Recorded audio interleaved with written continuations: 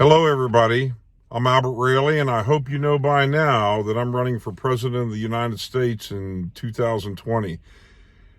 You definitely know now, and tell all your friends, will you? My topic for today is, and by the way, I forgot to say, this is my vice presidential candidate, George Jones, in the back seat. My topic for today's basic needs is outlined by Dr. William Glasser. Every citizen in our country should have these 5 basic needs. Now, I've said to many people before, including George Jones here, that, everybody in this world ought to blah, blah, blah, have these needs. And Bob says, well, you ought to go read up on Dr. William Glasser. And I'm glad I did.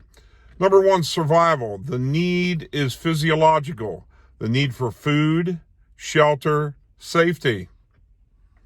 Number 2, love and belonging. This includes the need for relationships, social connections, to give and receive affection, and to feel part of a group. Number 3, power. To be powerful is to achieve, to be competent, to be skilled, to be recognized for our achievements and skills, to be listened to and have a sense of self-worth. Number 4, freedom, the need for independence, autonomy, to have choices, and to be able to take control in the direction of one's life. Number 5, fun, to find pleasure, to play, and to laugh. Imagine a life without the hope of any enjoyment. The need for fun is linked to learning. All the higher animals play. As they play, they learn important life skills. Human beings are no different. George, comments? Yeah. I was involved with those William Glasser needs and the importance of those being met in an individual's life when I was drafted into the United States Army and worked inside of a halfway house for Vietnam returnees who were addicted to heroin. And one thing that was definitely true of every one of those individuals, and they were all males that we had in our halfway house, but this opioid addiction has no gender nowadays. Everybody seems to be up for grabs as far as the new opium war of America. But these people were definitely missing out on meeting their needs. Some would be different than the other, but all of them were easily identified by the people who worked there. I just looked at the newspaper today. I just thought it'd be fun to see what's going on in the news, and it came up, there was a column on the editorial page about the time when Richard Nixon was flying high in his presidency, and he talked about a group of people that you couldn't get an answer back from, called the silent majority, and how he was going to be able to interpret what their needs were and put forth a program that would meet those needs. And with that, he got a lot of votes. A lot of people bought into the idea that somebody was going to be looking out for him, listening out for him. But I think we're in a different time. I remember 1968 real well. My brother just finished up in Vietnam, and I was just up for being drafted.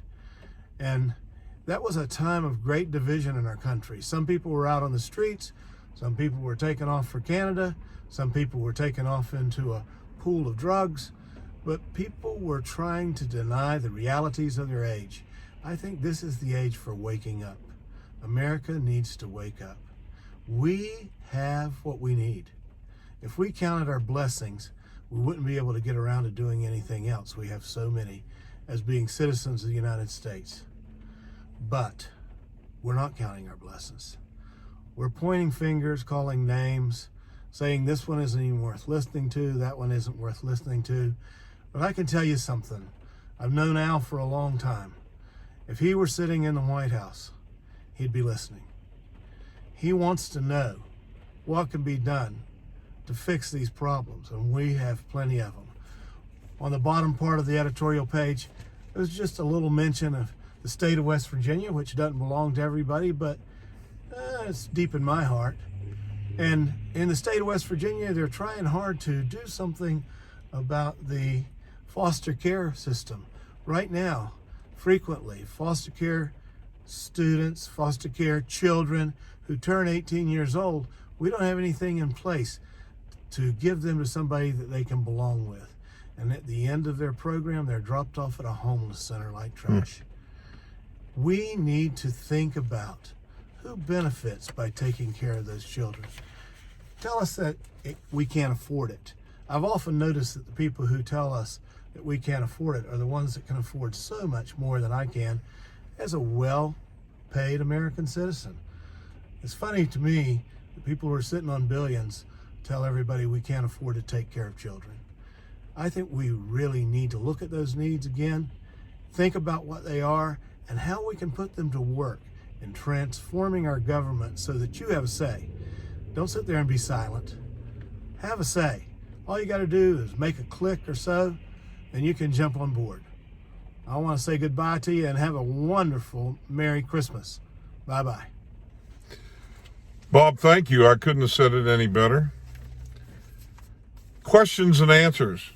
Raymond from Rhode Island asks, what qualifies you to run for president?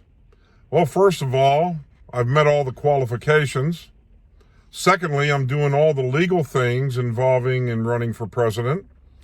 Thirdly, I'm a special person that is not only smart, I'm a problem solver, and I see things that most people don't. I'm a visionary, folks. Number 2, Sylvia from Virginia asks, does an electoral process with majority voting lead to a greater or lesser efficient use of public funds? Wow, that's a lot of gibberish there and a lot of words that I don't know, but I can tell you this. Yesterday I was reading up on the electoral process. I have several concerns such as, is the process needed in this new age, this new millennium? Also, the electors are not required to vote for their party, but they mostly do. That doesn't even sound right. You know, it sounds like somebody's got a stronghold on things. And you know, as Dr. Phil says, common sense, it's not common anymore. I would just look at this whole thing of voting and running for the presidency and all that stuff. How about voter fraud? Wow, I just was enlightened by some of those things. Boy, that's got to be changed. How we elect our officials, all this needs revamped. I'm just scratching the surface on these issues, but believe you me, I'm a fast learner, and I can change. I'd like to jump in there. All right. Is this really the most efficient form of government for this age that we're in? I remember a television show when I was a 6th grader. That's a long time ago. It was called The Defenders, and the star's name was E.G. Marshall. At the beginning of every show, there was a tagline there where they talked about democracy and what a mess it is, but how much better it is than anything else that we have ever tried as far as the government's concerned. Take a look around yourself, folks. You're not going to find a better example of freedom and independence and people being able to pull themselves up by their own hard work. It could be made better, but it's written right into the words of the preamble of the Constitution to form a more perfect union. We're not ever going to get perfect in this life.